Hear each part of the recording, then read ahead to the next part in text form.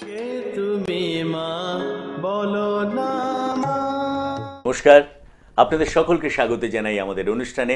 আমি সুমিত্র ব্যানার্জি আপনাদের সঙ্গে রয়েছি আপনাদের বন্ধু হিসেবে।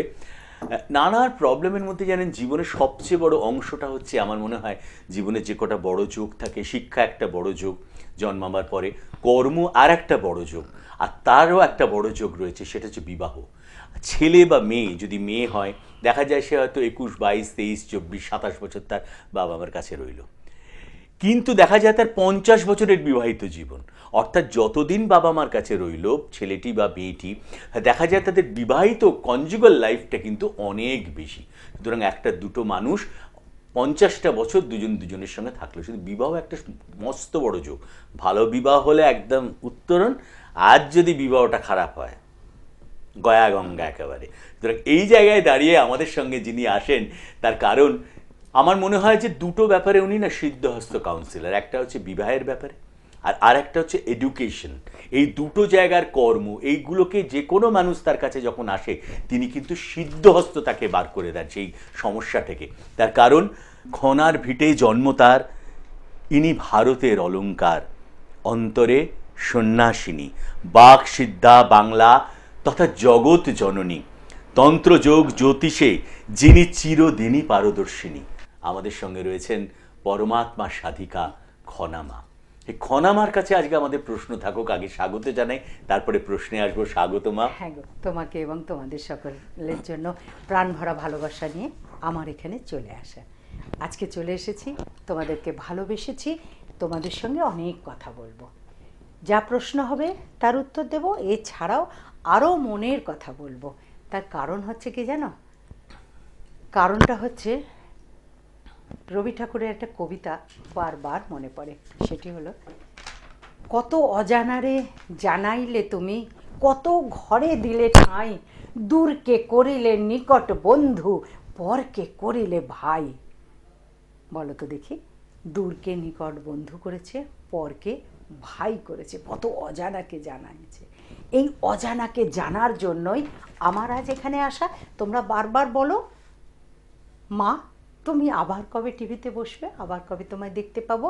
তো এখন তোমরা মহা খুশি, টিভিতে দেখছো, ইউটিউবে দেখছো, যারা দূর দূরান্তরে আছো আমার সাথে কথা বলবার জন্য অনলাইনে কথাও হচ্ছে, সব রকমভাবে সুন্দর সুবিধা হয়ে গেছে। আমাদের কষ্টের দিন কিছুটা কেটে গেছে, এখনও কিছুটা যেটা আছে সেটাও আস্তে আস্তে আমরা কাটিয়ে নেব মনের জোর দিয়ে। কারণ মনের জোরটা সবসময় দরকার। যেটা আমি বলি, বলো না কাতর স্বরে বৃথা জন্মায় সংসারে, জীবনে সমস্যা হতেই পারে, ভয় কি, আমি তো আছি তোমাদের সকলের তরে। এবং এখানে আমরা একটা জিনিস শুধু মায়ের কাছ থেকে জানতে চাই, তুমি আছো বলেই আমরা আছি। বারবার বলি আমরা আছি, আমরা থাকবো, যতদিন খনামাকে স্মরণে রাখবো। আপনারা যোগাযোগ করতে পারেন। বুধবার দিন বারাসাতের যশোর রোডের হাটখোলা মোড়ে পুরনো যে শিব মন্দির আছে ঠিক তার পাশে, সেইখানে আপনারা দেখবেন বিবেকানন্দ অ্যাপার্টমেন্টের 3 তলায় দেখা হবে। এটা বুধবার। প্রত্যেক শুক্রবার দিন আপনাদের সঙ্গে দেখা হবে বনহুগলির পেট্রোল পাম্প যে স্টপেজ রয়েছে, যেখানে হ্যান্ডিক্যাপ হসপিটালে সামনেই রয়েছে 28 নম্বর ঋষি অরবিন্দ সরণিতে দেখা হবে। এটা শুক্রবার। এবং শনিবার দিন ঢাকুরিয়ায় দেখা হয়, দক্ষিণ কলকাতার 5 নম্বর কালীবাড়ি লেন, এটা ঢাকুরিয়া কালীবাড়ির একদম কাছে। এছাড়াও স্ক্রলে দেখুন আমাদের নাম্বার যাচ্ছে 9831070429, 9831058429। যে কোনো একটা নাম্বারে ফোন করুন, আমাদের ব্যাক অফিসের বন্ধুরা আপনাদের সাহায্য করবে। একটু আগে ফোন করবেন, এটা সুবিধা হবে। সে খনামা আমাদের সঙ্গে রয়েছে। একটা জিনিস জানি, আমাদের তো জীবনের মহাযোগ হচ্ছে বিবাহ যোগ, কিন্তু অনেক বিবাহ দেখা যায় লেট, মেয়েকে দেখেই যাচ্ছে, বিয়ে হচ্ছে না। ছেলে ভালো এডুকেটেড, ভালো পোস্টে চাকরি করে, তার বিবাহটা সম্পন্ন হচ্ছে না। এটা কি জাতক, বিবাহ হচ্ছে না, এটা কিন্তু একটা বড় সমস্যা। তুমি তো জানোই, তোমার চেম্বার থেকে আমি এই ফিডব্যাক পেয়েছি। হ্যাঁ হ্যাঁ, আমাকে একটুখানি বলো যে এই যে বিবাহ হচ্ছে না, এটা কি দুজনের গ্রহগত বৈকুণ্য হচ্ছে, নাকি অন্য কোনো কারণে তাদের বিবাহটা লেট হচ্ছে? ভালো প্রশ্নটা করেছো। এটা সত্যি কথাটা, অনেকেরই প্রশ্ন থাকে, অনেক পিতামাতারও প্রশ্ন থাকে। আবার আমি তাদেরকে বলি যে যখন বলে যে একটি মেয়ের বিবাহের বাধা হচ্ছে, মেয়েটি অনেক সময় আত্মীয় স্বজনের অনুষ্ঠানে প্রেজেন্ট থাকতে রাজি হচ্ছে না, লজ্জা পাচ্ছে, বন্ধুদের কাছে যেতেও লজ্জা পাচ্ছে, কি না তোর তো এখনও বিয়ে হলো না, তোর তো এখনও বিবাহ হলো না। তো একটি মেয়ের যখন বিবাহ আটকাচ্ছে, তার মানে একটি ছেলেরও বিবাহ আটকাচ্ছে। এটা কথা নয় মেয়েদেরই শুধু বিবাহের বাধা, মেয়েদেরও বাধা হয়, ছেলেদেরও বাধা হয়। সেই বাধাগুলো কাটানো, সকলেই আমার সন্তান, সেই বাধাগুলো কাটানোর দিকটা দেখা আমার দরকার। আর তোমার প্রশ্ন যে শুধু কি তাদের গ্রহগত কারণে না অন্যান্য দিক থেকে, একদম। এইটাই আমি বলবো আজকে তোমাদেরকে যে গ্রহগত কারণে কিংবা অন্যান্য দিক থেকে। এই গ্রহগত কারণ তো আছেই, একদমই আছে। ছকটি ভালো করে দেখতে হয়, ছক না থাকলে হাত ভালো করে দেখতে হয়, কপাল ভালো করে দেখতে হয়, আরও তার কতগুলো লক্ষণ দেখতে হয়। হাত মানেই শুধু কিন্তু এমনি করে হাতটা দেখা তা কিন্তু নয়, হাত দেখা এবং হাতের এই জায়গাগুলোয় পুঙ্খানুপুঙ্খানুভাবে হস্তরেখা বিদ হতে গেলে এগুলো দেখতে হয়। এখানে চক্র থাকে, এখানে শঙ্খ থাকে, এখানে গদা থাকে, এখানে পদ্ম থাকে। এই চক্রের মধ্যে দিয়ে পুঙ্খানুপুঙ্খানুভাবে সেইগুলোকে লুকস করতে হয়, দেখতে হবে। সেইটি দেখে তার বিবেচনা অনুযায়ী কিন্তু বিবাহের অনেক সময় হয়। যার জন্য অনেককে বলি শুধু ছকে হয় না, ছক ছাড়াও হাত দেখাতে হয়, হাতে। তারপরে নখের ডিজাইন, নখের কাটিং, নখের কালার, আঙ্গুলের কাটিং অনুযায়ী, হাতের চেটোর কাটিং কালার অনুযায়ী অনেক কিছু ভাগ্যের নির্ভর করে। সেইগুলো সুন্দরভাবে ভালো করে করে দেখে দেখে দিয়ে তবে বিচার করতে হয়। আর ছকের কথা যদি বলি, ছক তো ধরা যাক বেশিরভাগ মানুষেরই ছক আছে। তাহলে ছক দেখে বিবাহের কথা দেখতে গেলে, বিবাহের বাধার কথা বলতে গেলে প্রথম হলো বৃহস্পতি, তারপরে হলো বুধ এবং তারপরে শুক্র। এক্ষেত্রে কিন্তু রাহুর কোনো ভূমিকা নেই, এক্ষেত্রে বুধ, বৃহস্পতি, শুক্র, এই তিনটি গ্রহের ভূমিকা থাকে। এই অনেক সময় এই তিনটি গ্রহের একটি গ্রহ যদি জাতক বা জাতিকার ভীষণভাবে বাধা থাকে তাহলে কিন্তু বিবাহটা আটকে দেয়। সেই বিবাহ আটকে দেওয়ার জন্য তার প্রতিকার প্রতিবিধান করতে হয়। অনেক কিছু টোটকা আছে এ বিষয়ে, সেই নিয়মগুলো করলে অনেক সময় বিবাহের বাধাগুলো কেটে যায়, আমরা সেগুলোও বলে দিই।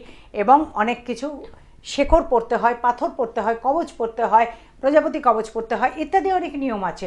তো সকলের জন্য কিন্তু একটাই নিয়ম নয়, সকলেই শুধু বৃহস্পতি প্রতিকার করে নিল, পিত পোখরাজ পরে নিল, ব্যাস হয়ে গেল, তা কিন্তু নয়। অনেকেই দেখি, আসো আমার কাছে দেখি, আগে হয়তো বা কারোর কাছে গিয়েছিলে, ভুল ভাল আংটি পরা রয়েছে, অনেক এলোমেলো পাথর পরা রয়েছে। সেগুলো আমি কারোর দোষ দেবো না, তোমরাই হয়তো নিজেরা বুদ্ধি করে করে পড়েছো, ভাবছো এটা পড়লে হয়ে যাবে। ওই কিরম জানো, ওই ব্যাপারটা হচ্ছে কি, সহজে ডাক্তার না দেখিয়ে কিছু হয়েছে একটু ওষুধের দোকান থেকে বলে একটু ওষুধ নিয়ে এসে, এটা তো আমি রোজ করি, খুব ব্যাড, নিজে নিজে ডাক্তারি করি তো, ভেরি ব্যাড।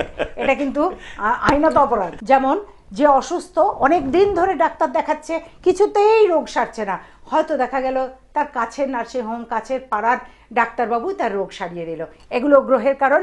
ঠিক সেরকম পাথরের ক্ষেত্রেও, জ্যোতিষের ক্ষেত্রেও অনেক জ্যোতিষ দেখাচ্ছে, হয়তো দেখা গেল তোমার পাড়াতেই এমন একটি জ্যোতিষী আছেন যিনি তোমার ভাগ্যের দরজা খুলে দিতে পারলেন। তাহলে এখানেও ভাগ্য, এখানেও ঈশ্বরকে শরণাগত হতে হয়, ঈশ্বরকে ডাকতে হয় এতেও। আর বলি একটা জিনিস তুমি ওকে বলো, বিবাহ নিয়ে যেটা বলছো, শুধু কি তুমি যেটা এক্সপ্লেন করছিলে যে গ্রহের একটা যোগ তো থাকে, এছাড়া তুমি জাস্ট টাচ করে যাচ্ছি যে বাস্তুর কোনো যোগ থাকে? একদম একদম আসছি সে, এটা দুটো একটুখানি বলো না, সেই কথা।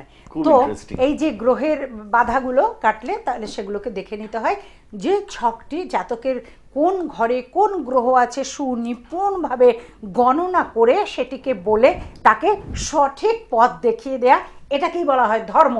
কর্মের ধর্ম, জ্যোতিষটা আমার কর্ম, সঠিক পথ তাকে দেখিয়ে দেয়া এটা আমার ধর্ম।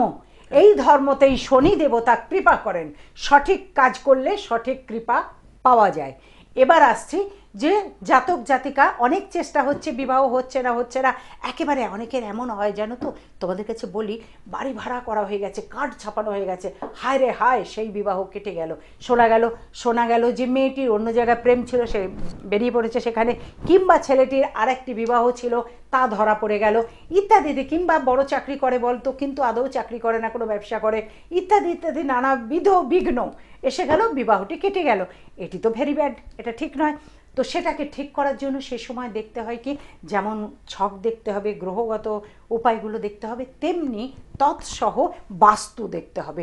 সেই জাতক জাতিকা যার বিবাহ হচ্ছে না, সেই জাতক জাতিকার বাস্তু দোষ কিছু আছে কি?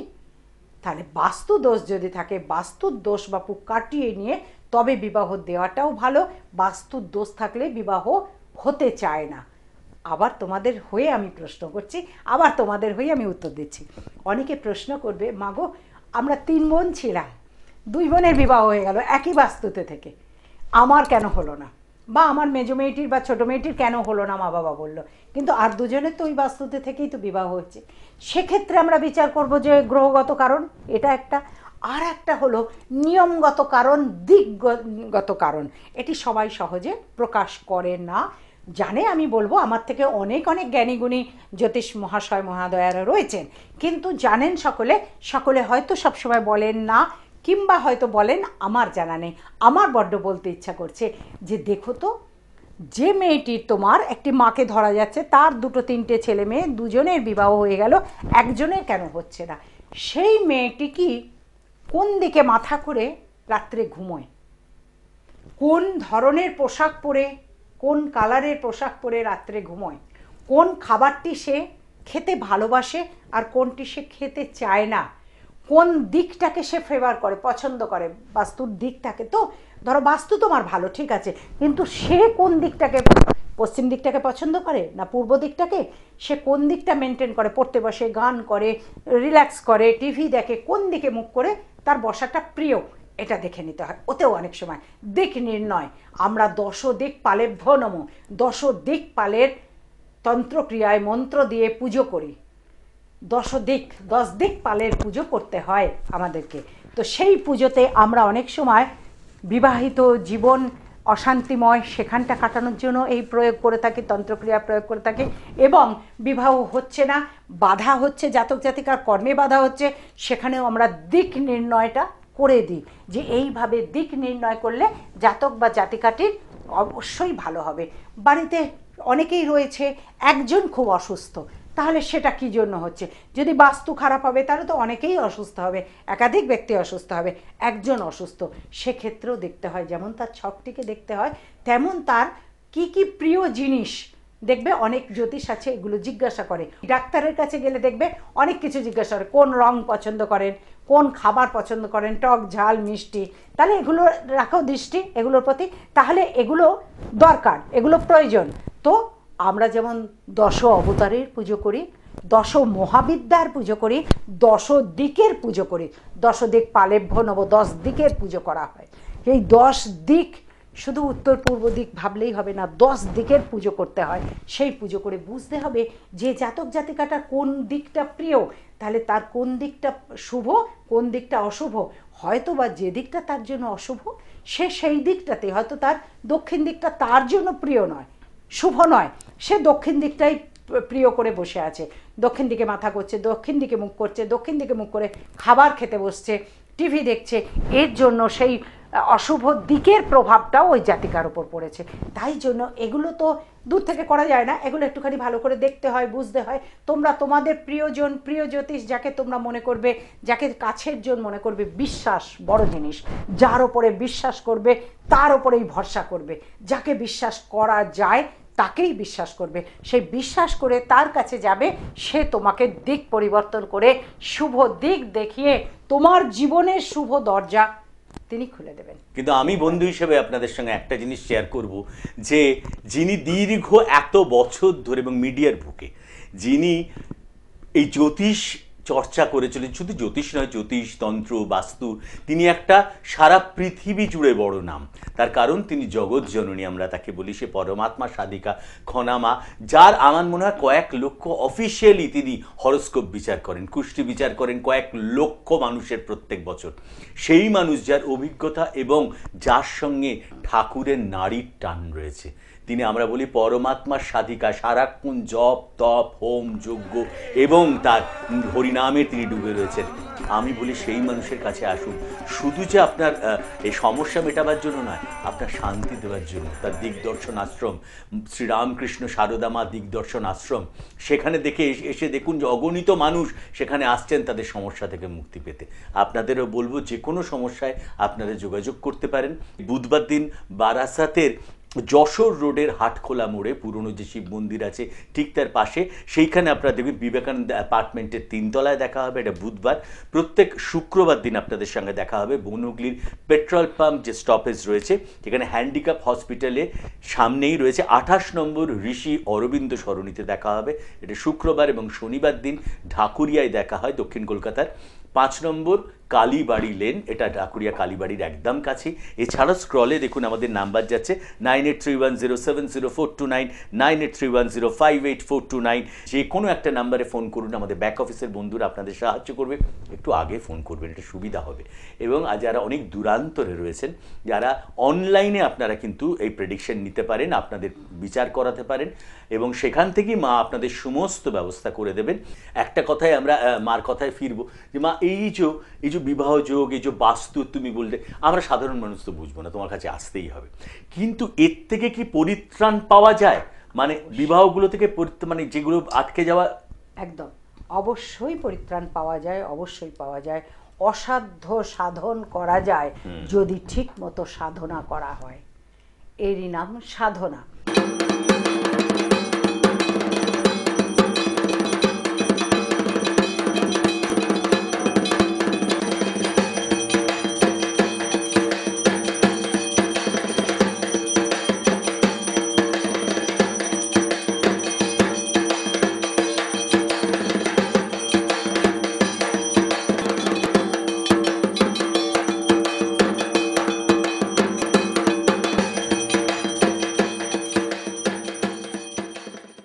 এই সাধনার দ্বারায় অসাধ্য সাধন করা যায়, মানুষের মঙ্গল করা যায়।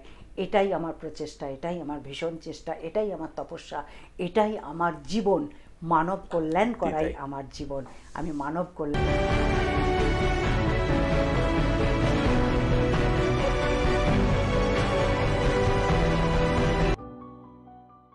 তাই তোমাদেরকে আশ্রমে আসার জন্য অবশ্যই বলবো, বরানগর শ্রী শ্রী রামকৃষ্ণ সারদা মা দিগদর্শন আশ্রম, বনহুগলি। ওখানে গিয়ে যাকে বলবে দেখিয়ে দেবে। হ্যান্ডিক্যাপ্ট হসপিটালের একদম আগেই আমাদের আশ্রমটা। তো আশ্রমে চলে আসতে পারো, শুধু আসবার আগে ফোন করে আসবে। কারণ যেমন ধরো এই এখন আমি প্রোগ্রাম করছি এরকম, আর এই যে আমি বিভিন্ন পীঠস্থানে চলে যাই, সব সময় আমার উপস্থিতি পাবে না, কিন্তু একটু ফোন করে যোগাযোগ করে আসলে।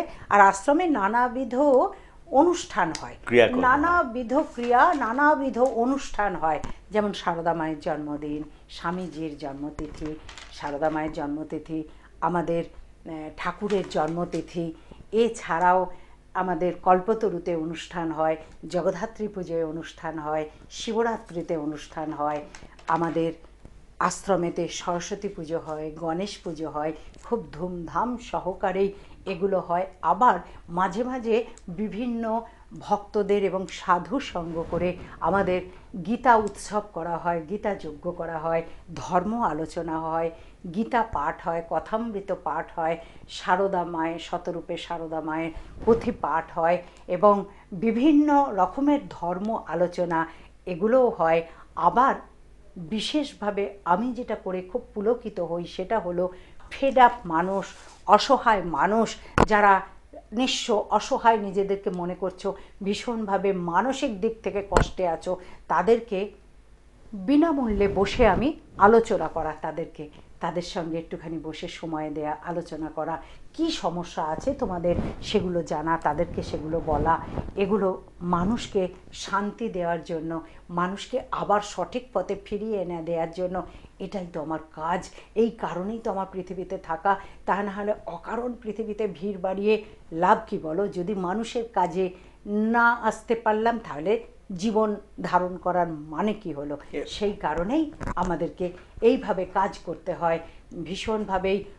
যারা মানসিক কষ্ট পাচ্ছে তাদের জন্য কিছু কথা বলা, তাদের পাশে থাকা, তাদেরকে কিছু বুদ্ধি দেয়া, কিছু উপায় বলা, কিছু নিয়ম বলা, এটা আমাদের একটা ক্লাস করানো হয়। এবং শুধু তাই নয়, এখানে কিন্তু মার এই কাজ দেখে, এতদিনের কাজ দেখে অসংখ্য সমাজের সর্বস্তর থেকে, একদম বড় থেকে একদম যারা ছোট মানুষ রয়েছেন, প্রত্যেকেই কিন্তু এগিয়ে আসেন মার এই যজ্ঞে। তারা প্রত্যেকে সামিল হয়েছেন মাকে নিয়ে। এবং শুধু তাই নয়, মাসে একদিন করে বরানগরের যে আলমবাজারের যে ঘাট রয়েছে সেখানে মা কিন্তু গঙ্গা আরতি করেন।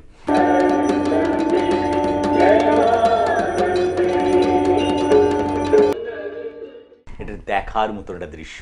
আমি বলি মায়ের পরিবার না, পরিবার ভুক্ত। একবারে ওই এলেন আপনি দেখাতে আর কি, তারপরে দেখলেন কখনই পরিবারটার সঙ্গে জড়িয়ে গিয়ে একাত্মা হয়ে গেছেন। আমি বলি মাকড়সার জাল, ঢোকা যায় কিন্তু বেরোনোটা আপনার হাতে নেই, বেরোনোটা কারণ আশ্রমে যারা আসে তারাই আমার পুত্র কন্যা, তারাই আমার নিজের লোক, সেই তাদেরকে নিয়ে আমার জীবন হোক, জীবন পথ চলা হোক। অর্থাৎ সেই জন্য সকলে মিলে গঙ্গা আরতিতে ভীষণ ধুম হয়, প্রচুর ভিড় হয়, প্রচুর মানুষ আসে। প্রতি মাসের অমাবস্যার পরে যে তৃতীয়া তিথি, সেই তিথিতে গঙ্গা আরতি আলমবাজার গঙ্গার ঘাটেতে আরতি করা হয় আশ্রম তরফ থেকে, এবং আশপাশের আরও গুণীজনেরাও চলে আসে সেই আশ্রমে, এসে সংযুক্ত হয়ে একসঙ্গে সবাই মিলে গঙ্গা আরতি, গঙ্গা মায়ের আরাধনা করা হয়। এটি একটি দেখার মতন এবং তৃপ্তিদায়ক, আনন্দদায়ক এবং কর্তব্য। কারণ গঙ্গাকে সুরক্ষা করা, গঙ্গা তো আমাদের মা, সে মাকে রক্ষা করার জন্য তো দরকার হয়। তো সেই চেতনা চৈতন্য জাগানোর জন্য সেই বিষয়ে কিছু প্রবচন দেওয়া হয়, কিছু কথা বলা হয় গঙ্গা জাগরণ সৃষ্টির জন্য, গঙ্গাকে রক্ষা, দেবী মাকে রক্ষা করার জন্য, যে গঙ্গায় কিছু ময়লা ফেলবে না, কিছু অপরিচ্ছন্নতা কিছু করবে না, গঙ্গায় অযথা গঙ্গাকে কষ্ট দেবে না, অশুভ জল গঙ্গার থেকে ফেলবে না। কারণ গঙ্গার জল দিয়েই তো আমাদের জীবন শুরু হয়, গঙ্গা দিয়ে, মা গঙ্গার থেকেই আমাদের জীবনের সৃষ্টি হয়। আবার জীবন যখন বিলীন হয়, তখনও শরীর যখন বিলীন হয়, তখনও কিন্তু সেই গঙ্গাতেই। তাই গঙ্গা পুজো ভীষণভাবে দরকার, ভীষণভাবে সকলের জন্যে গঙ্গা আরতি, গঙ্গা পুজো এগুলো খুব প্রয়োজন। তোমরাও সকলে তোমাদের কাছাকাছি যে গঙ্গা আছেন সেই গঙ্গা দেবীকে তোমরা আরাধনা করবে। যদি সম্ভব হয় তাহলে আলমবাজার গঙ্গার ঘাটে চলে আসবে বা আমাদের আশ্রমে চলে আসবে, আমরা একসাথে সবাই মিলে ওই আশ্রমেই আসতে হবে।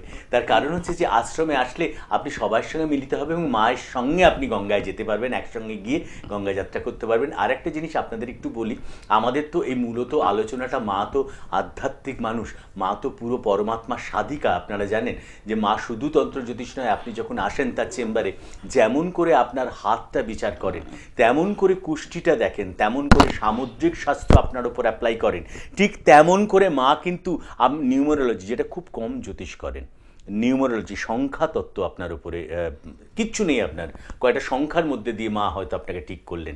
সিনেমা জগতের একটা খুব বড় যোগাযোগ, বিভিন্ন বড় যাদের আপনারা খুব পর্দায়, আমরা এখানেই কথা বলি যে মাকে যখন বিভিন্ন জগতে তারা না সিনেমা শুরুর আগে আসে, মা সিনেমাটা কবে রিলিজ করবো, ও মা এই সিনেমায় কাকে কাকেই নেবো, নায়ক নায়িকারা এসে হাজির হয়। এবং তাদের তো অনুষ্ঠান হলে মা অবধারিত, খনামা থাকবে না, কোনো ফিল্মের জগতের অনুষ্ঠান হচ্ছে এরকম হয় না, তারাও এগিয়ে আসেন এবং তারা জানতে চান মা এটা কি বলা সত্যি সম্ভব হয়েছে, আমার সিনেমাটা কবে রিলিজ হলে ভালো হবে বা আমার সিনেমার মুহূর্ত কবে হলে ভালো হবে, এটা কি সত্যি বলা যায়? একদম একদম, অবশ্যই অবশ্যই তুমি যে বলে দাও সেই অনুযায়ী হয়। হ্যাঁ, সেই অনুযায়ী হয় এবং সেটা সাকসেস হয়। হ্যাঁ হ্যাঁ একদম, সেটা তো বলা যায় অবশ্যই। এটার জন্য ওই ওই যে বললে অঙ্ক, হ্যাঁ, এবং নিউমারোলজি মা অনেকের নাম ঠিক করে দেন। একদম একদম, এটা দিয়ে সেই প্রভাব বিস্তার করা যায়। এবং তিথি, পঞ্জিকা অনুযায়ী আমরা তিথিটাকে ভীষণভাবে গুরুত্ব দিই। তিথি, কোন তিথিতে কোনটা করলে শুভ হবে। এই যে 27টি নক্ষত্র, এই নক্ষত্র এবং তিথি এই দুটো মিলন দেখতে হয়, কোন নক্ষত্রের সাথে কোন তিথির বন্ধুত্ব আছে, সেইটিকে দেখে সেইভাবে বিচার গণনা করে দিনটি স্থির করা যায়, বলা যায়, এবং তাতে ভীষণ ভালো হয়। একদমই সব মিলিয়ে গণনা, সব মিলিয়ে। ওই জন্য খনামার কাছে আসতে গেলে একটু হয়তো সময় লাগে, কিন্তু একবার যদি এসে পড়েন না, একদম আমি বলতে পারি গ্যারেন্টি দিয়ে যে আপনি একটা ভালো জায়গায় পৌঁছবেন, হতাশা থেকে মুক্তি পাবেন। অনুষ্ঠান শেষ করব মায়ের কথা দিয়ে। বেশ, মনের কথা বলে যেতে হবে এখন আমায় চলে, কারণ সময়টা শেষ হয়ে গেছে বলে আমি কথা দিলাম আবার আসবো চলে, ঠিক সময় হলে সকল মনের কথা উজাড় করে দেব বলে। কারণ তোমাদের ভালোবাসি বলে। বহু আশা নিয়ে আমি এলাম এই পৃথিবীতে, মানুষের মাঝে ভগবান আছে সেটি খুঁজে নিতে। তোমাদের সকলের চৈতন্য হোক, তোমাদের সকলের মঙ্গল হোক, ঈশ্বর তোমাদের সঙ্গে থাকুন সদাই, এবং তোমরা অনেক অনেক অনেক শান্তিতে থাকো, অনেক আনন্দে থাকো, সকলের মঙ্গল হোক, বিশ্বের কল্যাণ।